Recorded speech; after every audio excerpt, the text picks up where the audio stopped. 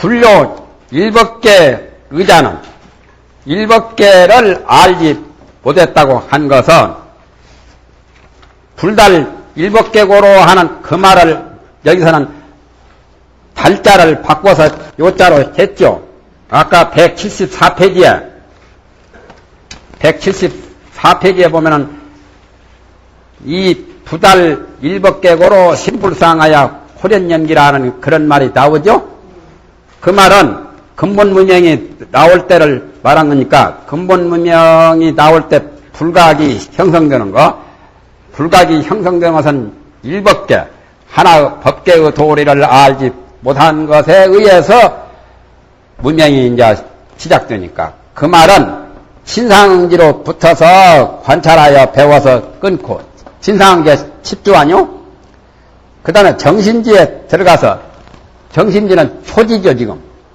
아까 말했죠. 초지에 들어가서 분에 따라 조금씩 떠나고 7개를 통달하지 못한 그것을 단박에 제거를 못해 조금씩 이제 떠나게 되고 내지 열애지에 이르러서 능히 구경에 떠나기 때문입니다.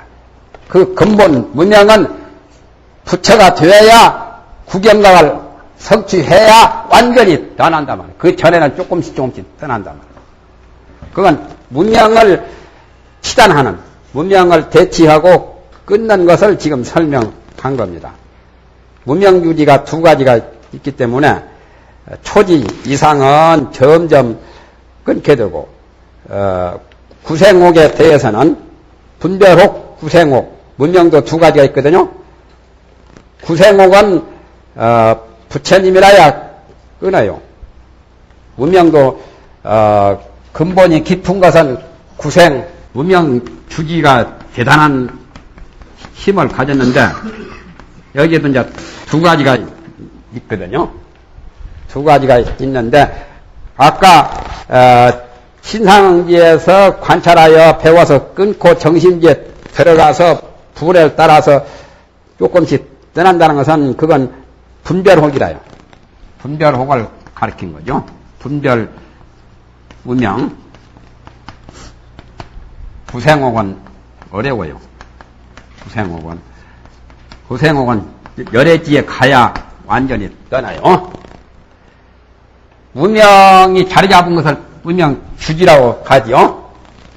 문명이 자리 잡고 있는 문명의 자리가 주지인데 분별옥이라고 하는 것은 후천적으로 익혀진 거예요. 스승을 잘못 만나든지 벗을 잘못 만나든지 가정이 안 좋든지 해서 나쁜 걸 자꾸 보고 듣고 배워가지고 익힌 것이 후천적인 거. 후천성으로 그냥 제2 관습에 의해서 이루어진 번뇌를 그 분별혹이라고 그래요. 구생혹이라는 것은 선천적으로 갖추어진 거예요.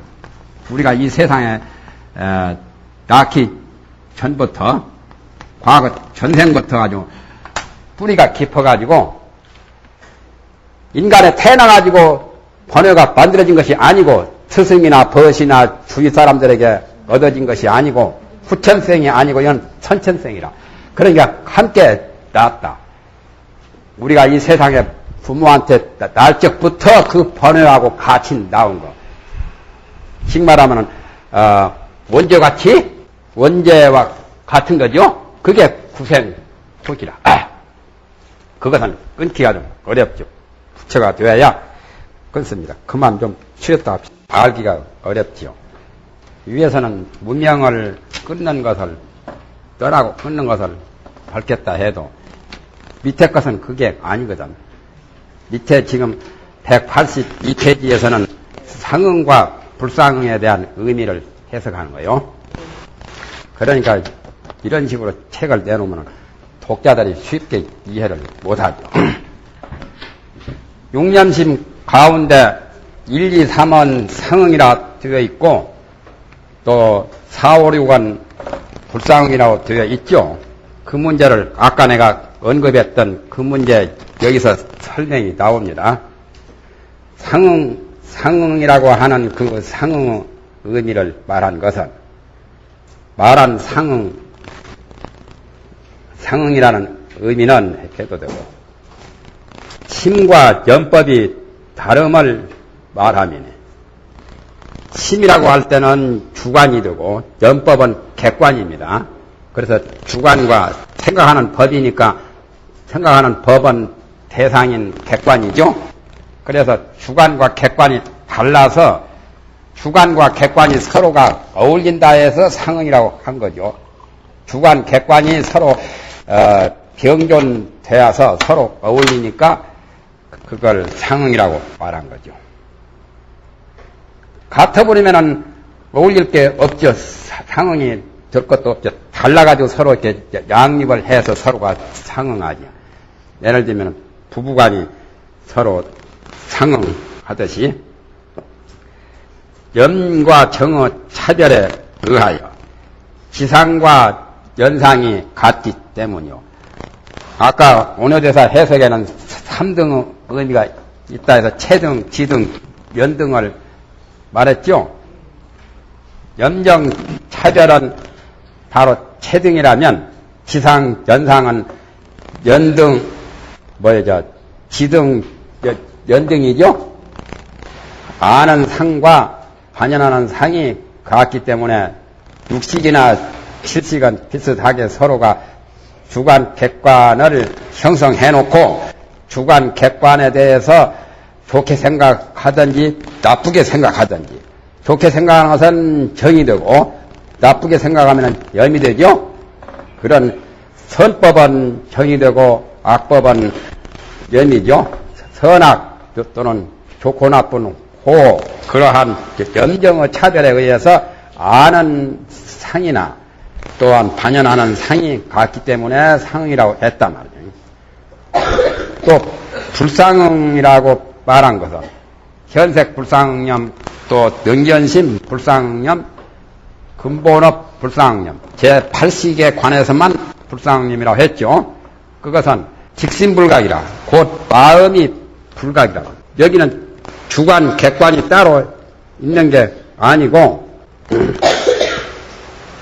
마음 그대로가 불각이다 말이에요. 위에서 불각에 의지한 거로 세 가지 모양이 생겼으니 저 불각과 더불어 서로가 떠나지 아니했다고 하는 그 말과 같은 말이죠. 이 불각고로 생 삼종상이란 말이 나오지요. 불각에 의지한 고로 삼종상이 나오니 138페이지를 넘겨보시면 그 줄에 다시 다음 불각에 의지한 거로 세 가지 상을 내어서 삼종상은 업상견상, 견상이죠. 옆이 불각으로 상응 불기라. 저 불각과 더불어 상응하여 떠나지 아니한다고 하는 불상사리와 같은 말이죠. 상응 불기라는 거. 저 불각과 더불어 상응하여 떠나지 아니한, 그러니까 불각하고 상응을 하지 않지요. 뭐가 상응하여 떠나지 않습니까? 뭐가 상응해서 떠나지를 않는다고 했어요. 138페이지. 업상, 견상 이 세 가지 삼상이 불각하고 서로 어울려서 불각이 바로 삼상이고 삼상이 바로 업상, 견상, 현상, 그것이 바로 불각이지 별체가 따로 어떤 그 자체가 있는 게 아니다. 그러니까 여기서는 주관, 객관을 나누어가지고 다른 게 없이 바로 마음 그대로가 불각이다 말이죠. 불각의 마음이 바로 업상도 되고 견상도 되고 현상도 되고, 불각에서 이제 많이 변질돼서 미끄러져 나간 것이 저 밑에 이제 지상상속 지치괴명이고, 거기는 많이 변해졌지만은 여기는 바로 그냥 원액이라. 원액은 그대로거든. 물을 타가지고 찾고 성 밖에 젖은 좋지만은 성 안에 젖은 물을 탄 거지요. 성내유는 조금 순수하지 못하지. 물하고 젖하고 섞인 거예요. 그러나 여기는 성 밖에 젖이라. 이 삼상은 성내유는 세 가지 상응념이라면 세 가지 상응념. 그건 비유컨대 성내유와 같고, 성 안에, 성 밖에 저전 순수한 그대로라서 이건 세 가지 불상념이요. 이건 다른 것이 개입되지 않았어. 물을 안 탔어요. 성 밖에 목장에서 저절 바로 짜낼 때는 물 안 타고 그대로 짜내는데 열반경 말이라요. 그런 게 이제 성 안으로 이제 그 소매업자들이 자꾸 저절 팔아먹으려 할 때 물을 타가지고 팔아먹어야 그 전에 막걸리라도 자꾸 물 타가지고 막걸리가 싱겁게 되었잖아요. 소도 잡을 때 물먹여서 잡으면은 소 것이 고기가 더 무게가 더 나은 것처럼 성 밖에 쳐선 물을 안 탔으니까 그대로 원액 그대로고 성 안에 쳐선 이제 물을 타가지고 우유가 많이 물하고 섞여서 변질된 거예요. 그러니까 그때는 물과 젖이 서로가 혼합됐으니까 그건 다르고 주관, 객관 두 상대가 존재하지만은 성 밖에 젖은 물을 안 타고 젖만 그대로가 있기 때문에 그건 순수하지 다른 게 없잖아요. 외부에 물을 안 탔다 그 말이에요. 그와 같이 여기는 마음이 바로 불각이다 말.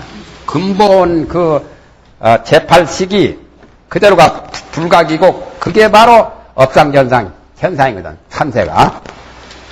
그래서 항상 다름이 없다 말. 다를 바가 없다 말이죠. 다름이 없다 해서 여기에 객관과 주관이 마음과 생각하는 법이 따로따로 개체를 형성해서 다른 그런 것들이 없다 말. 바로 마음이 바로 불각이고 불각 그대로가 업상현상 현상이기 때문에 그래서 불상념이라고 했단 말이에요. 쉽게 말하면 불상념은 우리 범부 의식으로 알 수 없는 범부 의식으로서는 거기에 해당이 안 되는 것도 불상념이라. 우리의 의식으로는 그 팔식의 업상현상 현상을 이해하기가 곤란해요. 거기는 거리가 멀어요. 그러니까 불상념 그렇게도 볼 수가 있죠 또. 그래서 지상과 연상과 같지 않기 때문이다. 아까 제6식과 제7식 상응념은 지상과 연상이 같지만은 여기는 불상념 제8식의 불상념은 지상과 연상이 같지 않아서 두 가지 객관과 주관이 뚜렷이 별개로 형성된 것이 없기 때문에 불상응념이라고 했단 말이죠. 상응이라고 하는 것은 보통 두 가지로 해석하는데 치망, 친수를 가지고 해석할 수도 있고 마음과 경계를 가지고 해석할 수 있죠. 치망, 친수가 차이점이 있잖아요. 서로가.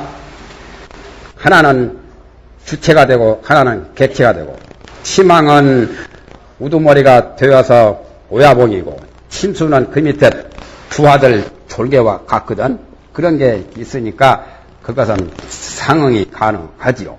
또 마음과 경계는 주관과 객관으로 보아서도 상응 의미가 거기에는 해당이 되지요.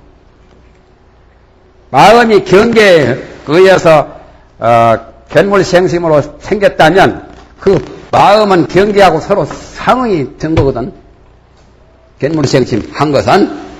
그러나 불상응은 견물생심이 아니요. 그대로가 다 그 근본업이기 때문에 근본 뿌리이기 때문에 거기는 왕수나 신경이나 주관 객관이 아니다 말이죠. 그래서 불상응이니 또는 상응이니 그러한 것을 말을 여다 놓게 되었다는 그것 설명입니다. 어렵죠?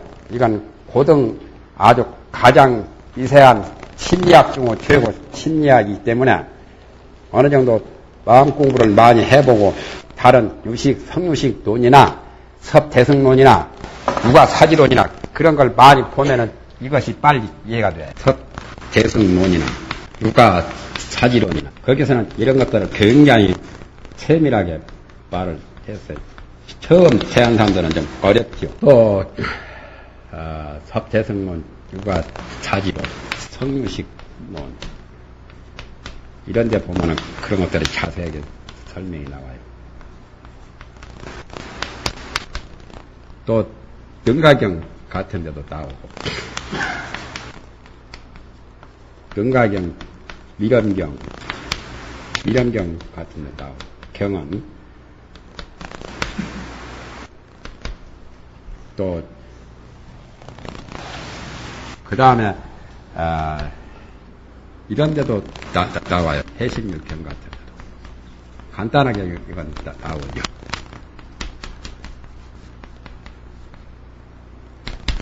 제일 이거하고가 이 고등 심리학 가장 그 미세한 심층 심리학 깊은 층의 심리학은 이 세 가지에서 주로 많이 말을 했어요.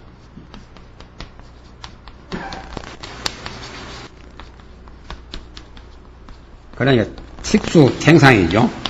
이 제7식, 제8식 하는 그 식수 행상은 이런 데 보면은 자세하게 나와요. 그게 한 가지가 아니라 여러 가지 복잡한 여러 가지 숫자로 되었기 때문에 그걸 식수라고 하죠. 식이 제8식 같은 게 전호식, 제6식, 제7식, 제8식 그거 숫자가 복잡하잖아요. 그걸 식수 행상이다. 행은 가는 길 또는 그 상태 그런 것들을 이런 데서 섭대성론이나 우가사지론, 성유식론 거기서 자세하게 설명을 합니다. 기신론은 대충대충만 말했죠. 기신론은 대성불교로서 개념만, 빼대만, 줄거리만 대충대충 말한 거지 자세하게 설명한 것은 아니라요. 그 다음에 염심자는 염심이라고 하는 것은 염심은 여기서는 이제 육념심이라고 했던 육념심 그 염심 두 글자를 해석을 합니다. 이제 그런데 염심이 두 가지로 나온다 말이죠. 번외장, 소지장. 그 전에 번외장, 소지장 말했죠. 염심의 의미라고 하는 것은 번외가 되면 번외가 바로 번외장이요. 능이 진여의 근본질을 장애하기 때문이요. 번외장이 번외가 마음에 있음으로써 진여의 근본 지혜를 어둡게 하는 장애를 일으키죠. 그래서 진여의 근본질을 능히 가리운다만 먹구름이 밝은 태양을 가리우듯이 번외장은 먹구름 같은 거죠. 밝은 태양은 근본 진여의 지혜고 문명의 의미라고 하는 것은 아까 처우에서 7개를 통달하지 못함으로써 문명이 일어난다고 했죠. 그런 문명의 의미는 어떤 거냐? 바로 지혜가 된다. 지혜라는 것은 소지장이요. 번외장, 소지장. 법집이 지혜가 되고 번외장은 아집이죠. 아집과 법집을 아집을 번외장, 번외. 소지장이 바로 이제 법집인데 그걸 지혜라고 해요. 지혜가 되면 능히 세간의 자연업지를 장애하기 때문이다.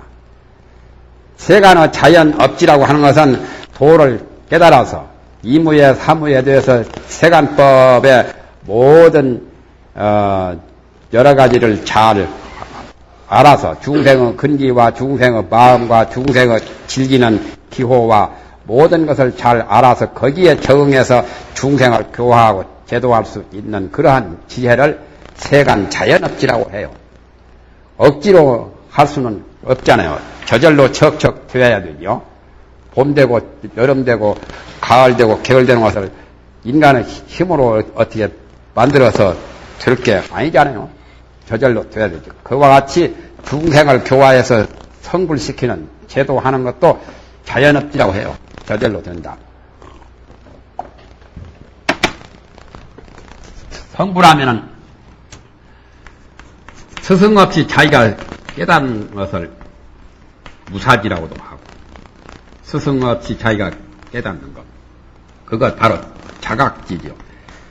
등가경에서는 스스로 깨닫는 자각성지 거룩한 지혜 스스로 깨닫는 거룩한 지혜를 무사지라고도 하고 또는 자연지라고도 하고 무사지, 자연지 또는 일체 것을 다 안다 해서 일체지라고도 하고 여러 가지로 표현을 합니다. 이게 전부 다 자각성지에서 오는 거요. 무사지. 스승 없이 안다 해서 무사지.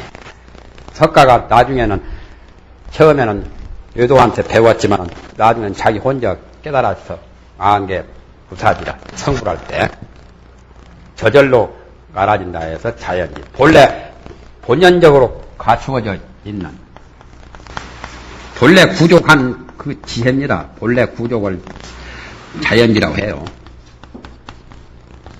그러니까 자연이라는 말은 여기서 자연은 본연이라는 뜻과 같아요. 능엄경의 청정 본연이라는 본연이나 자연이나 같은 말이죠. 일체 것을 다 안다 해서 일체지. 세간의 자연업지를 영이 장애하는 것이 바로 문명이다. 문명이 바로 지혜다 말이지.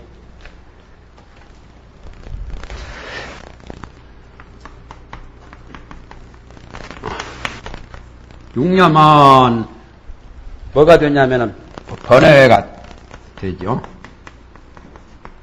번뇌.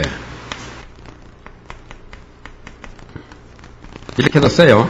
예자를 발음을. 예. 번뇌장이죠.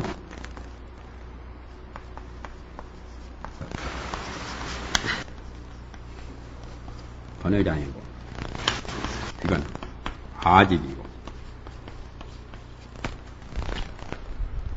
아집인데 진역 근본지를 능장 진역 근본지고 진역 근본지를 능히 장애하죠.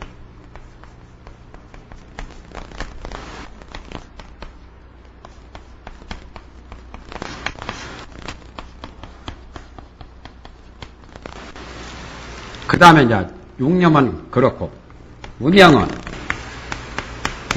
것은 그건 뭐라고 하냐면 지혜라고 했죠. 지혜.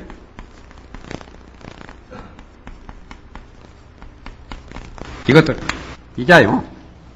이렇게 써놓으니까 이상하다. 아주 지워버리지. 지혜인데 지혜는 번외장이 아니라 소지장.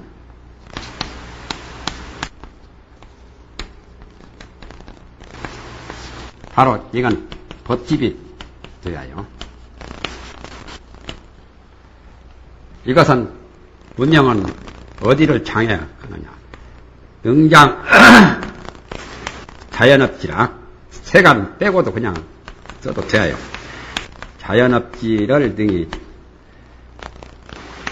장애한다. 이건 후득지에 속합니다.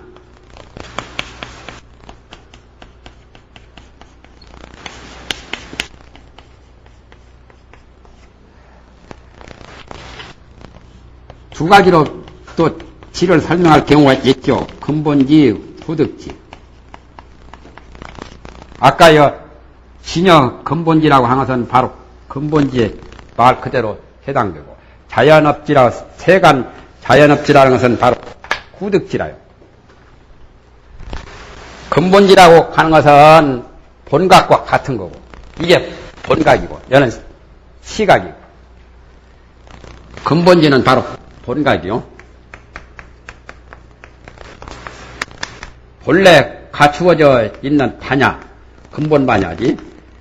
이것이 바로 본각에 해당됩니다. 또 후득지.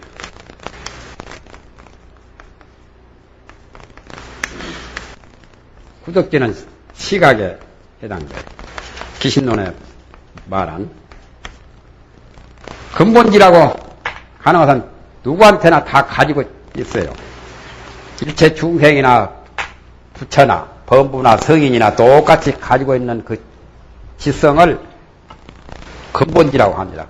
본각자리고 이건 선천적으로 다 갖춘 거고 후득지라는 것은 후천적으로 뒤에 이제 수행을 통해서 뒤에 얻은, 이것도 뒤웃자 이자고 같아요. 뒤에 얻은 후천적으로 닦아서, 도를 닦아서 얻어진 지혜. 그건 시각을 얻을 때 이루어진 거. 그렇다면 세간 자연업지는 후득지에 속해요. 이 뜻이 어떠하냐? 점심에 의하여, 육념심에 의지해서 능히 보기도 하고 능히 나타나기도 하며, 육념심 가운데 아까 나왔었죠? 능견심 불상응념, 소현색 불상응념, 그런 거. 능견이라고 하는 말은 능견심 불상응념이죠. 능이 나타나며 하는 능현은 현색 불상응념이죠. 현색 불상응념이 나타난 거죠. 능이 보기도 하고 능이 나타나기도 하며, 능견은 추가되면은 능현은 거기에 나타나는 결과죠. 그 다음에 망령때의 경계를 취하여, 망령때의 경계를 취한 것은 집상응념이나 또는 부단상응념이나 또 분별지 상응념에 해당이 되죠. 망령때의 쓸데없이 마음 밖에 어떤 물질과 법, 경계를 취해서 평등성을 어기기 때문이다. 본래가 평등한 건데, 본래 평등한 건데 그걸 어기잖아요. 어기서 차별심으로 보거든.